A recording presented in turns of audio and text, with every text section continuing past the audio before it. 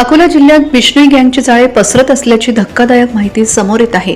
अकोला पश्चिम मतदारसंघाचे काँग्रेसचे आमदार साजिद खान पठाण यांना बिश्नोई गँगच्या शुभम लोणकरच्या नावाने तब्बल 10 कोटी रुपयांची खंडणी मागण्यात आल्याने जिल्ह्यात एकच खळबळ उडाली आहे. मिळालेल्या माहितीनुसार 2 दिवसांपूर्वी एका कॉलिंग ॲपद्वारे आमदार साजिद खान पठाण यांना फोन करण्यात आला होता. हा कॉल बिश्नोई गँगच्या शुभम लोणकर यांच्या नावाने करण्यात आल्याचे सांगितले जात आहे.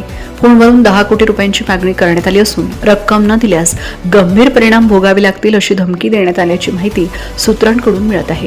विशेष म्हणजे संबंधित कॉल कॅलिफोर्नियाहून आल्याची प्राथमिक माहिती समोर येत आहे. त्यामुळे या प्रकरणाला आंतरराष्ट्रीय स्वरूप येण्याची शक्यता वर्तवली जात आहे.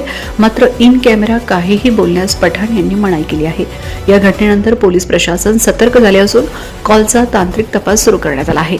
राजस्थान आणि इतर राज्यांमधील बिश्नोई गँगच्या हालचालींनाही तपास घेतला जात असल्याची माहिती पोलीस सूत्रांनी दिली आहे. दरम्यान या घटनेमुळे अकोला जिल्ह्यात भीतीचे वातावरण निर्माण झाले असून साजिद खान पठाण यांच्या सुरक्षेत वाढ करण्यात आली आहे. कायदा व सुव्यवस्था अबाधित राखण्यासाठी पोलिसांकडून आवश्यक ती खबरदारी घेतली जात आहे.